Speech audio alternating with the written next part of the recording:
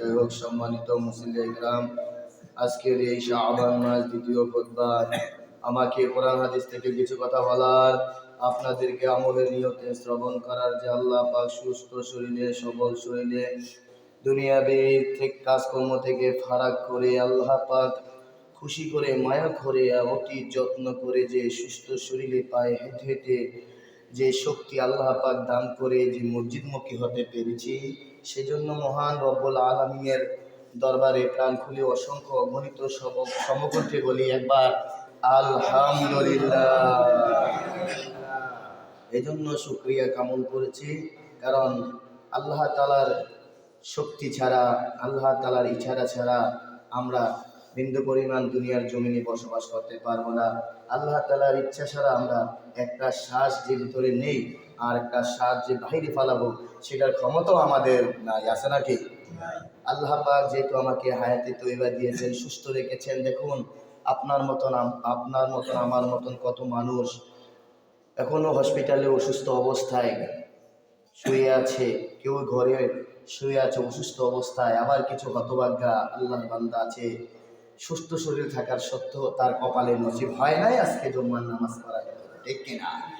দুনিয়াবি তার কাজে তাকে কি করে দিয়েছে, লেলেহান, এবং দুনিয়ার কাজকর্মে তাকে দাপিত করে তার দুনিয়ার বিতা চিন্তা, পরকাল তার চিন্তার আর বশ করে না। এগুলা থেকে তো আমাদেরকে বিরত রেখেছেন, ঠিক কিনা?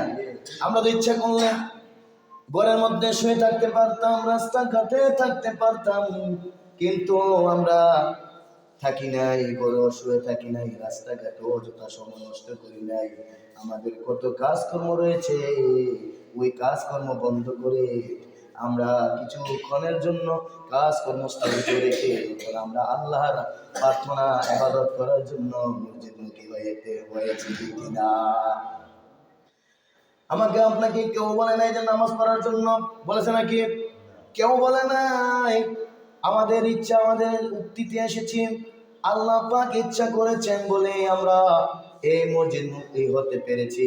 আর যদি আল্লাহ পাক ইচ্ছা না করতেন, তাহলে আমরা কখনো মসজিদমুখী হতে পারতাম না, ঠিক না ভাই? আমার বন্ধুগণ, আজকে আমি এমন একটা বিষয় নিয়ে আপনাদের সম্মুখে প্রেজেন্টেশন করব, উপস্থাপনা করব।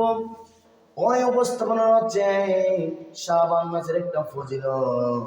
ওই শাবান মাসের লাইলাতুন নিসফু মিন শাবান, লাইলাতুন নিসফু মিন শাবান, শাবানের 15 তারিখের একটা ফজিলত রয়েছে। আমার আল্লাহ হাবিব বিশ্বনবী সাল্লাল্লাহু আলাইহি ওয়াসাল্লাম ঘোষণা দিয়েছেন। কে দিয়েছেন? বিশ্বনবী সাল্লাল্লাহু আলাইহি ওয়াসাল্লাম ঘোষণা দিয়েছেন, ও বান্দা শোনো, আল্লাহ তাআলা 16টি রাতের গুরুত্বপূর্ণ কথা বলেছেন। কয়টি রাতের কথা? কথা বলেন না কেন? কয়টি রাতের কথা বলেছেন? 16টি রাতের কথা বলেছেন। আমি আপনাদের সম্মুখে এই 16টি রাতের কথা আমি আপনাদের সম্মুখে কোরআন এবং হাদিসের আলোকে প্রেজেন্টেশন করার চেষ্টা করব। বলেন ঠিক কিনা? আমাকে বলার তৌফিক দান করো, সকলে বলে আমিন। এই 16টি রাত আমরা জানতে হবে, বুঝতে হবে কোরআন দিয়ে, হাদিস দিয়ে। আমরা এভাবে বসে থাকলে হবে না। আমরা প্রথমে 10টা রাতের কথা আমরা প্রথমে জেনে নেই। আল্লাহ পাক সূরাতুল ফাজরের মধ্যে ঘোষণা দিয়েছেন, যারা কোরআন মুখস্থ আছে তারাই বুঝতে পারবে, ওয়াল ফাজর ওয়া লায়ালিন আশর। আমরা সবাই তো জানি 8 শত 10, কত বলেন তো? মুরুব্বিরাও জানে কি জানে না? আশারা থেকে 8 এসেছে, কত বলো তো? কয় দিনের কথা বলছেন? 10 দিনের কথা বলছেন নি? ওয়াল ফাজর ওয়া লায়ালিন আশর ওয়াশ-শাফঈ ওয়াল ওয়াতর। এখানে রাতের 10টা রাতের কথা বলেছেন, আবার 10টা দিনের কথাও উল্লেখ করেছেন। বলে সুবহানাল্লাহ, ঠিক কি না? কথা বুঝতে পারতেছেন তো? কয়টি রাতের কথা বলেছেন? 16। এখানে 10টি কথা বলেছেন। তাহলে আমরা বুঝে নেব 10টি রাত এবং দিন কোন দিনকে বোঝাতে চেয়েছেন। আমরা সবাই জানি শাবানের পরে আসবে রমজান, রমজানের পরে আসবে শাওয়াল, শাওয়ালের পরে আসবে জিলকদ, এরপরে আসবে জিলহজ, ঠিক কিনা? আর মাত্র 4 মাসের পরেই জিলহজ মাস আসবে কি আসবে না? এই জিলহজের 10 রাত আর 10 দিন গুরুত্বপূর্ণ বলেছেন আমার আল্লাহ, কোরআনে সাক্ষ্য দিয়েছেন, বলেন ঠিক কিনা? ওয়াল ফাজর, ফজরের কসম, শুভ প্রভাতের কসম। তোমরা এমন একটা 10টা দিন এবং 10টা রাতের গুরুত্ব বোঝাতে চেয়েছেন। ওই জিলহজের 1 থেকে 10 তারিখ পর্যন্ত, কুরবানির দিন পর্যন্ত, বলেন সুবহানাল্লাহ। কথা বুঝতে পারতেছেন? কথা বুঝতে পারতেছেন? তাহলে আমরা পাইছি 10টা দিন রাত। এখন আছেন আর কয়টা আছে? আর 6টা নাম। আল্লাহ নবী বিশ্বনবী সাল্লাল্লাহু আলাইহি ওয়াসাল্লাম বলেছেন, বান্দা শোনো, ওই দুই ঈদের রাত, কয় ঈদের রাত বলেন তো? 2 ঈদের রাত গেল কয়টা? এরপরে বলেছেন, বান্দা শুনে দেখো, ওই 2 ঈদের রাত এবং প্রত্যেক শুক্রবার রাত কয়টা গেল? 3টা। আর 3টা হলো মেরাজের রাত, আর হলো শবে বরাতের রাত, আর সর্বোত্তম রাতটা হচ্ছে লাইলাতুল কদরের রাত। কথা বুঝতে পারতেছেন? সর্বোত্তম রাত কোনটা? লাইলাতুল কদরের রাত আছে না নাই? তাছাড়া আরো 15টা আছে না নাই? কথা বলেন না কেন? হাদিস কোরআন দ্বারা প্রমাণিত পেলাম এই 16টি রাত খুবই আল্লাহ তাআলার হাবিবের কাছে প্রিয়। বান্দাদেরকে বলছে এই রাত্রির মধ্যে তোমরা বেশি বেশি করে নফল নামাজ, তোমরা নফল ইবাদত করো, বলেন সুবহানাল্লাহ।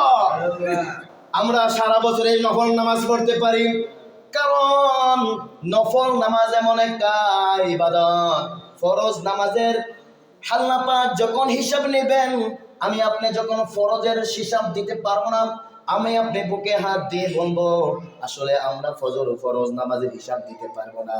আমার জীবনে আমি কত ফরজ নামাজ ছেড়ে দিয়েছি, আপনার জীবনও কত ফরজ নামাজ ছেড়ে দিয়েছেন, ঠিক কিনা? এই যে হাদিসের কথা এসেছে, যদি 60 বছর হয়ে যায় ওই বান্দা তুমি নামাজের মধ্যে আগ্রহ হয়ে যাও, আর 10 বছর যখন হয়ে যায় তখন তুমি কি করো? ওই নামাজের মধ্যে সন্তান, বাবাদেরকে বলছে, প্রত্যেকটি অভিভাবকদেরকে লক্ষ্য করে বলছে, অভিভাবক শোনো, তোমার সন্তানদেরকে 10 বছর যখন হয়ে যাবে বিছানা আলাদা করে দিবে, আর যদি নামাজ না পড়ে তাহলে তাকে তেজ্যবুত দেওয়ার অধিকার রেখেছেন, বলে হাদিসের মধ্যে, ঠিক কিনা? তেজ্যবুতকে, তাকে আমাকে, সে আমার সন্তান না, যদি 10 বছর হয়ে যায় নামাজ যদি না পড়ে সে আমার কি সন্তান না, এমন তাগিদ দেওয়া হয়েছে। আজকে আমরা কি এটা করি নাকি? আমরা 10 বছর হওয়ার পর থেকে এই পর্যন্ত কত নামাজ ছেড়ে দিয়েছি, ঠিক কিনা? ইচ্ছা অনিচ্ছা অনেক নামাজ ছেড়ে দিয়েছি, ফরজ নামাজ ছেড়ে দিয়েছি। আল্লাহর হাবিব বলেছে, বান্দারে রে, তোরা ফরজ নামাজ দিয়ে তো জান্নাতে যাইতে পারবি না, তবে জেনে রাখ তোদেরকে কিছু আমি ইবাদতের কথা বলে দেব, যে ইবাদত আদায় করলে ওই ফরজের সমতুল্য হয়ে যাবে, বলেন সুবহানাল্লাহ। ফরজের সমতুল্য হয়ে যাবে। আর হাশরের মাঠে যখন আমার আপনার না ফরজ নামাজের হিসাব হয়ে যাবে, নফল নামাজের কোনো হিসাব হবে না, ফরজ নামাজের যখন ঘাটতি হয়ে যাবে তখন বলবে তোমার নফল নামাজ আছে কিনা? ওই নফল নামাজ দিয়ে ফরজ দিয়া ফরজের সমতুল্য করে দেয়, বলেন সুবহানাল্লাহ। তাহলে বেশি বেশি করে নফল নামাজ পড়ার দরকার আছে না নাই? বসে থাকতে হইব? কথা বলেন না কেন? সব সময় নফল নামাজ পড়তে পারবো, তবে আমি কি বলেছিলাম, এই 16টি রাতের কথা গুরুত্বপূর্ণ দিয়েছে জিলহজের 1 থেকে 10 তারিখ পর্যন্ত, ঠিক কিনা? এরপরে প্রত্যেক জুম্মার রাত, এরপর রাত হচ্ছে মেরাজের রাত, তারপরে শবে বরাতের রাত, তারপরে লাইলাতুল কদরের রাত, এরপরে 2 ঈদের রাত। এইভাবে 15 থেকে 16টি রাতের গুরুত্বপূর্ণ কথা বলেছেন, কি বলেন নাই? এখন এই রাত্রির মধ্যে ইবাদত করলে বেশি গ্রহণযোগ্য হবে, কারণ অন্যান্য সময় ইবাদত করতে পারবেন নফল ইবাদত, এই রাত্রির মধ্যে কি নফল ইবাদত করলে বেশি গ্রহণযোগ্য হবে। যেমন আমরা জেনে নেই, যদি আমরা কোনো ওই পাঞ্জাগানা মসজিদে ইমামের সঙ্গে নামাজ আদায় করি, তাহলে নিজে নিজে পড়লে 1 রাকাতে 1 রাকাত সওয়াব পাওয়া যায়, যদি পাঞ্জাগানা নামাজে পড়ি। আর যদি জুম্মাতে পড়ি তাহলে নিজে নিজে বললে 1 রাকাতের সওয়াব পাবো। কত রাকাতের সওয়াব পাবো বলেন তো? 1 রাকাতের সওয়াব পাবো। আর পাঞ্জাগানা মসজিদে যদি কোনো ইমামের সঙ্গে, কোনো জামাতের সঙ্গে যদি নামাজ আদায় করি 1 রাকাতের 27 রাকাত, কত রাকাত? অথচ 4 রাকাত সময় পড়তে আপনি একা পড়তে যেটুকু সময় যাবে, জামাতে পড়তে তো এতটুকুই সময় যাবে। আর এতটুকু সময়ের মধ্যে আপনি চার রাকাত আর এদিকে হইলো 27 রাকাত। এখন 4 27 কত হিসাব করেন, কথা বুঝতে পেরেছেন? তাহলে সময় এক যাচ্ছে আর সব কি বেশি পাচ্ছি কেন? এটা হলো সময়ের প্রেক্ষিতে। এটা কি সময়ের প্রেক্ষিতে, জায়গা বোঝে, সময়ের প্রেক্ষিতে জায়গা বোঝে। ওই জায়গায় একলা পড়লেন আর এই জায়গায় আপনি জামাতে পড়লেন, ঠিক কি না?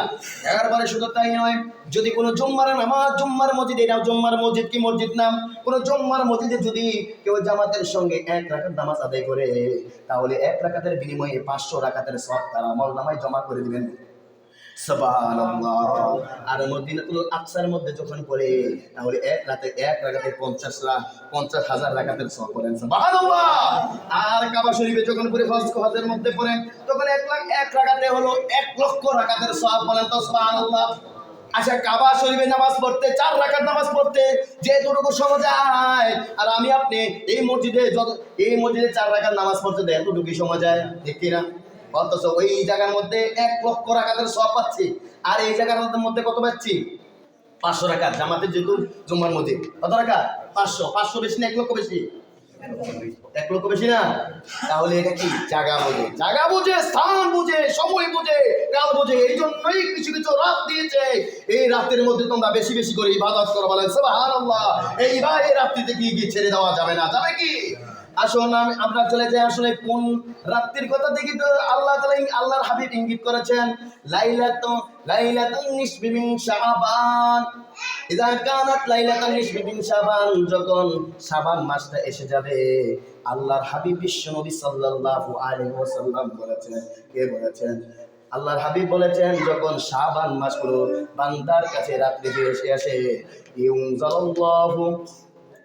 ইউনজালাল্লাহু ফিস সামাই আলা দুনিয়া, ওই আকাশের ফেরেশতারা, ইউনজালাল্লাহু মালাইকাতু ইলা সামাই দুনিয়া, ওই আকাশের ফেরেশতারা মাগরিবের পরে, আকাশের ওই মাগরিবের পরে নিচে নেমে আসে, বলেন সুবহানাল্লাহ। লাইলাতুল শাবান, নিসফি মিন শাবানে মাগরিবের পরে কি আসে? ফেরেশতারা নেমে আসে আকাশ থেকে, এসে দেখে কোনো বান্দা ইবাদত করে কিনা। ওই রাত্রিতে আল্লাহ তাআলার কাছে ইবাদত পেশ করা হয়। হাদিসে এসেছে 3 সময় ওই আমলনামা পেশ করা হয়। আল্লাহর হাবিব বলেছেন, প্রতিদিনও আমলনামা আল্লাহর দরবারে পেশ করা হয়। কোনটা আবার সাপ্তাহিক আল্লাহ তাআলার কাছে আমলনামা পেশ করা হয়। আবার কিছু আমল বাৎসরিকভাবে আল্লাহ তাআলার কাছে পেশ করা হয়। এখন আসুন, আমরা দিনে জয় আমল করি, যেই দিনে আমল করি, এটা রাত্রে আল্লাহ তাআলার কাছে পেশ করা হয়। আল্লাহর হাবিব বলেছেন, প্রকৃত মুমিন ও তারাই যে দিনের মধ্যে কতটুকু ভালো কাজ করলো আর কতটুকু মন্দ কাজ করলো। আমি আজকে সারা দিন কি কাজ করছি, আজকে কি ভালো কাজ করেছি, কি মন্দ কাজ করেছি, কাকে আজকে ঠকাই আছি, কাকে জিতাই আছি, এই চিন্তাটা আমি জানি কি জানি না। দিনের কাজটা আপনার মনে থাকে কি থাকে না? কথা বলেন না কেন? আল্লাহর হাবিব বলেছেন, যারা ওই প্রকৃত মুমিন তারাই যারা ওই সারাদিন কি কর্ম করেছে, রাতে শোয়ার সময় চিন্তা করে আমি আজকে কি কতটুকু ভালো কাজ করেছি আর কতটুকু খারাপ কাজ করেছি। কারণ আমার আপনার আল্লাহ তাআলা বিবেক দিয়েছেন, ভালো কাজ করারও বিবেক দিয়েছেন, মন্দ কাজ করারও বিবেক দিয়েছেন। আমরা সবাই জানি 5 ওয়াক্ত নামাজ পড়তে হবে, কিন্তু আমরা অনেকে করি না। আমরা বিবেকে বাধা দেয় কি দেয় না। আমরা অনেকে মনে করি না, বয়স হোক, আস্তে আস্তে বয়স হোক, দাড়ি দহবায় পাকছে না, বড় হইলে দাড়ি পাকলে দাড়ি রাখবো, রাখার পরে এরপরে একবারে নামাজের মাঝে নেমে যাব, এরকম চিন্তা মন মানসিকতা নিয়ে আমরা অনেকে নামাজ ছেড়ে দিই, ঠিক কিনা? ও যুবক ভাইয়েরা, আমার বন্ধুগণ, আপনি যে বাঁচবেন কোনো গ্যারান্টি দিতে পারবেন কিনা? কোনো গ্যারান্টি দিতে পারবেন না। আজকে আপনি জীবিত আছেন, আগামীকাল আপনি কবরে থাকতে পারেন। এরকম কত যুবক, তাজা তাজা যুবক ঘর থেকে বাইর হয়েছে, রোড অ্যাক্সিডেন্ট করে, বিভিন্ন জায়গায় অ্যাক্সিডেন্ট করে লাশ হয়ে বাড়িতে ফিরছে, অনেকে আবার বাড়িতেও ফিরে নাই, ঠিক কিনা?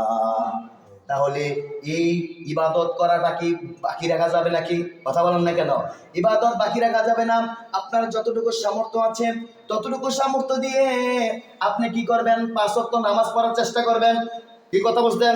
আমি আজকে কত রাকাত নামাজ পড়লাম, কয় ওয়াক্ত নামাজ পড়লাম, এটা আমি ঘুমিয়ে চিন্তা করব। চিন্তা করে আমি যদি ছেড়ে দেই 4 ওয়াক্ত নামাজ পড়ি, তখন আমার বিবেকে বাধা দিব। আরে আল্লাহ তাআলা তো বলছে আমাকে 5 ওয়াক্ত নামাজ পড়ার জন্য, আমি তো 4 ওয়াক্ত পড়লাম, 1 ওয়াক্ত কেন ছেড়ে দিলাম? তো ওই প্রকৃত মুমিনরা তারা মনের ভিতরে ছটফট করে আর জ্বালা শুরু হইয়া যায়, মনে হয় যে আগুন ধরে গেছে শরীরের মধ্যে, ঠিক কিনা? যারা 5 ওয়াক্ত নামাজ পড়ে ট্রাই করে চাইবেন, 1 ওয়াক্ত যদি কেউ নামাজ ছেড়ে দেয়, তার মনে হয় যে শরীরের মধ্যে আগুন ধরে গেছে, ঠিক কিনা? ভালো লাগে না, ঘুমটাও ভালো হয় না, ছটফট করে। আর যারা নামাজ পড়ে না, তারা আজানের খবরে রাখে না। আর অনেকে আজান দিলে বিরক্ত বোধ মনে করে নামাজ যারা না পড়ে। রাগ করতেছেন না কি? কথা বলেন না কেন? মুসলমানের পরিচয় একমাত্র নামাজ দিয়া। কি দিয়া? কথা বলেন না কেন?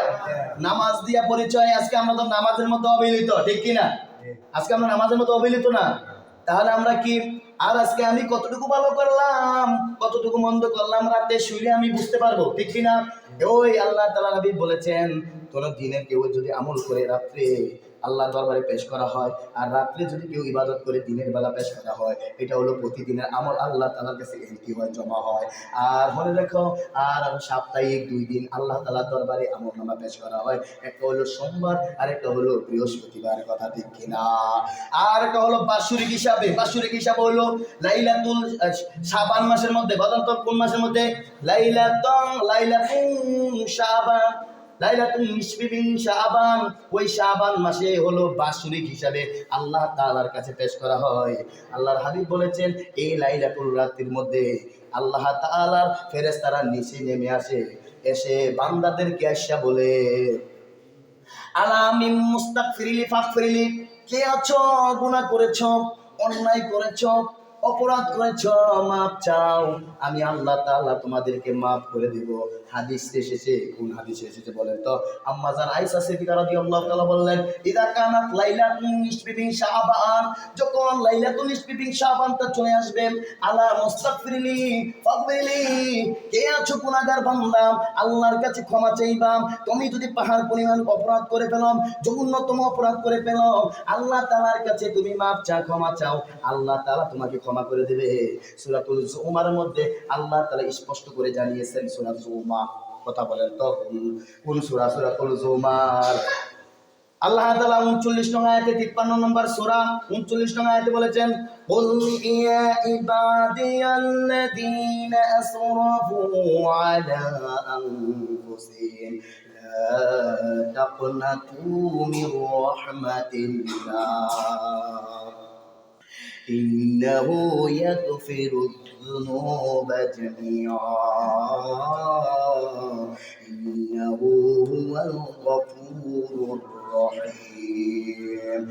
ও যত জায়গা বলা হয়েছে, নবীকে স্মরণ করে বলছেন, ওগো নবী, তোমার উম্মতদেরকে জানিয়ে দাও, কুল ইয়া ইবাদিয়াল্লাযীনা আসরাফু আলা আনফুসিকুম, তোমার উম্মতরা কি নিজের উপর জুলুম করেছে নাকি, অন্যায় করেছে নাকি, অত্যাচার করেছে নাকি, নামাজ ছেড়ে দিয়েছেন নাকি, কি হয়েছে? আর আমার কাছে ফিরে আসতে বলো। গুনাহ করেছে নাকি, কি হয়েছে? আমার দিকে ফিরে আসতে বলো। লা তাকনাতু মির রাহমাতিল্লাহ, সে যেন নৈরাশ না হয়ে যায়, সে যেন এমন নৈরাশ না হয়ে যায় যে আমার গুনাহ মাফ করবে না, এরকম মনে যে চার অন্তরে চিন্তা ও চেতনা না আনে, এরকম ধারণা তুমি তোমার উম্মতদেরকে জানিয়ে দাও। বলেন সুবহানাল্লাহ। কি আল্লাহ, আল্লাহ মেহেরবান, তুমি গুনাহ করেছো শয়তানের তাড়নায় পড়ে, তুমি আল্লাহর কাছে মাপ চাও, ক্ষমা চাও, আল্লাহ তাআলা যদি ক্ষমা করে দেয়, কারোর কোনো ধরার কফিয়ত দিতে হবে নাকি? আমার আল্লাহ তাআলা নবীকে স্মরণ করে বলছে, তোমার উম্মতদেরকে বলে দাও, যদি অতিরিক্ত গুনাহ করে ফেলে, তাহলে আমার কাছে ফিরে আসতে বলো। লা তাকুনাতু মির রাহমাতিল্লাহ, কোরআনের আয়াত। আছে না নাই হাফেজ ভাইরা? ইন্নাল্লাহা ইয়াগফিরুয যুনুবা জামিআ, আমি ইচ্ছা করলে তার সমস্ত গুনাহগুলি কি করে দেব? ক্ষমা করে দেব। বলেন সুবহানাল্লাহ। তবে জেনে রাখুন, শিরিক গুনাহ কি করব না? ক্ষমা করবো না, বিস্তারিত সেদিকে যাচ্ছি না।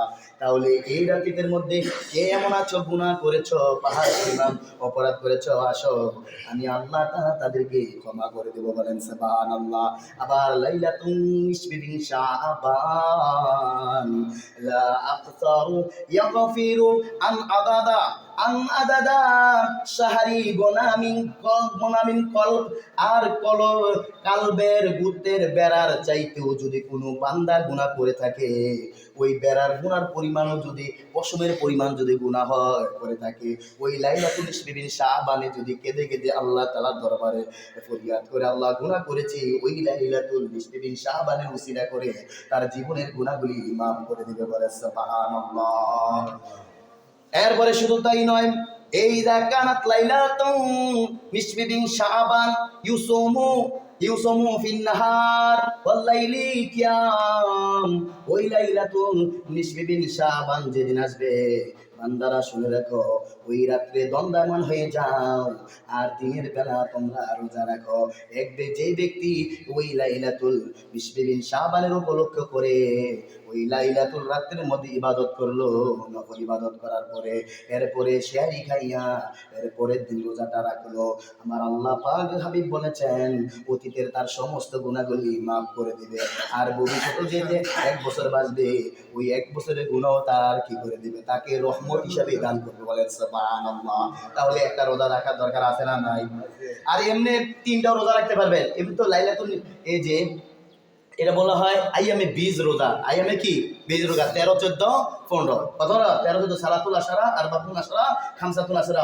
প্রত্যেক মাসে রাসূল সাল্লাল্লাহু আলাইহি ওয়াসাল্লাম 3 দিন রোজা রাখতেন, আপনারা 3টাও রোজা রাখতে পারবেন, বাট যদি 3টা না পারেন একটা রোজা রাখার দরকার আছে না নাই?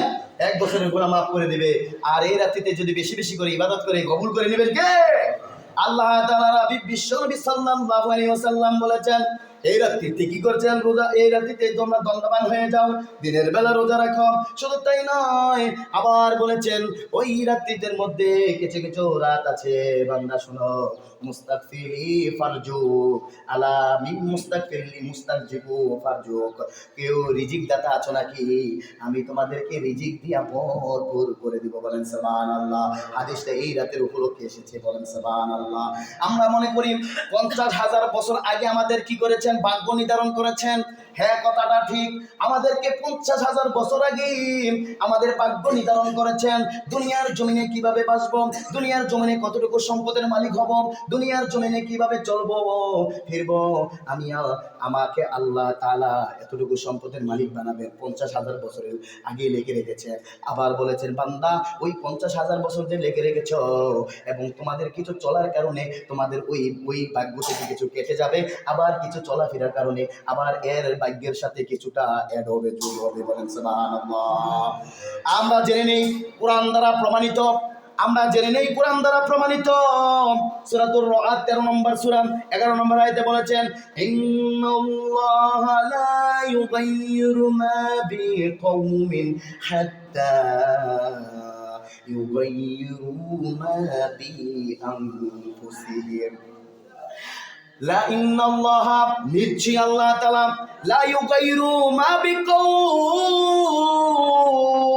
কোন সম্প্রদায়ের ভাগ্য ততক্ষণ পর্যন্ত আমি পরিবর্তন করব না, কোন মানুষের ভাগ্য আমি ততক্ষণ পর্যন্ত পরিবর্তন করব না, আমি কোন ব্যক্তির ভাগ্য ততক্ষণ পর্যন্ত পরিবর্তন করব না,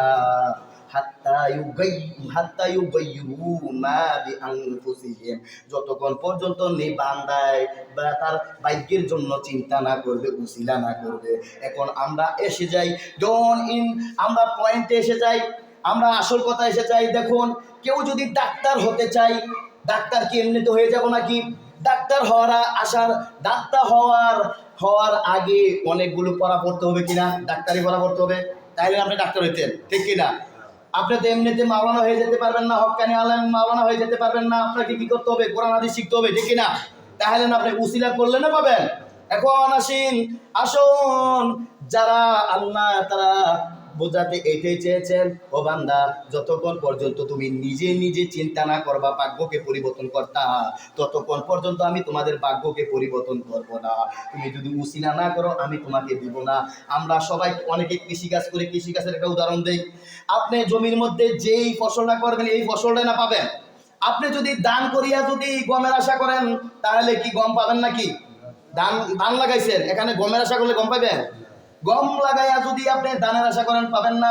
মিষ্টি আলু লাগাইয়া যদি আপনি গোলালুর চিন্তা করেন গোলালু পাবেন নাকি? অর্থাৎ যে ফসলটা আপনি করবেন চিন্তাধারা করে করবেন, আপনি তো ওইটা আপনি পরিশ্রম করতেছেন, উসিলা করতেছেন। এটাই বোঝাচ্ছে বান্দা তুমি উসিলা করো, দেবার মালিক আমি আল্লাহ, তোমাকে আমি এমনিতে করে দেব না। তুমি যদি ঘরের মধ্যে বসে থাকো আমাকে খাবার দাও খাবার দাও, কেউ তো দিব নাকি? আপনি রিক্সা চালান, রিক্সাটা যদি নিয়ে বাইর না হন একটা কপ আপনাকে দিবে না। আর যদি রিক্সাটা নিয়ে বাইর হন তাহলে আপনি টাকা পাবেন, টাকা পাইয়া আপনি চাল ডাল বিভিন্ন সবার জন্য কিনতে পারবেন, ঠিক কিনা? এটাই বলছে যতক্ষণ পর্যন্ত নিজের ভাগ্য মানুষে পরিবর্তন না করবে, নিজে নিজে পরিবর্তন না করবে, ততক্ষণ পর্যন্ত আল্লাহ তাআলা পরিবর্তন করবে না। আপনি তো একেবারে বললাম যে আপনি ডাক্তার হবেন, আপনাকে ডাক্তারি পড়া পড়তে হবে। আপনি ইঞ্জিনিয়ার হবেন, ইঞ্জিনিয়ারিং পড়া পড়তে হবে। আপনি হক্কানি আলেম হবেন, আপনি কোরআন হাদিস পড়তে হবে। তাহলে আপনি কি হতে পারবেন, আর নাইলে আপনি হতে পারবেন না। এটা আল্লাহ বোঝাতে চেয়েছেন। এমনিতে তোমাদের ভাগ্য পরিবর্তন করে দেব না।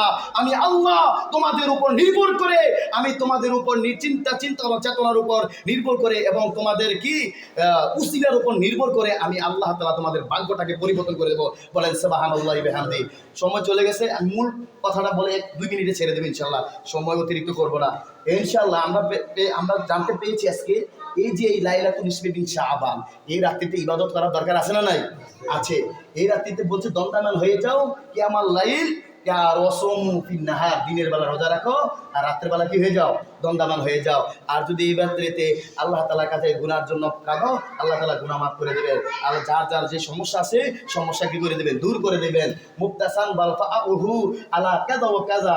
এবং এই রাত্রিতে কেউ যদি বিপদগ্রস্ত, কেউ সমস্যা থাকতে পারি, আমরা তো সমস্যার সম্মুখীন হয়ে আছি। কেউ অসুস্থ আছি, আমরা অসুস্থর জন্য দোয়া চাবো, আল্লাহ আমাদেরকে সুস্থতা দান করে দাও। কেউ বাইরে যাওয়ার জন্য লাইন দিয়েছি, আল্লাহ আমি বাইরে যাইতেছি না, আমাকে সহজ করে দাও বিদেশ যাওয়ার জন্য। আমি পড়াশোনা করতেছি, আল্লাহ আমার মেধাগুলি করে দাও, আমি যেন একটু হক্কানে আলেম হতে পারি। এইগুলি সমস্যা, মানুষদের সমস্যা তো শেষ নাই, কত সমস্যা আমরা থাকতে পারি। ওই সকল সমস্যার জন্য কি করবে, কিছু কিছু রাত্রির মধ্যে আল্লাহর কাছে চাইবে। কিছু কিছু রাত বলতে কি প্রত্যেক দিনে চাওয়ার তো উচিত, প্রত্যেক দিনে কি চাওয়ার উচিত, কিছু কিছু রাত বিশেষ দিয়েছে, এটা আমরা চাইতে হবে ইনশাল্লাহ।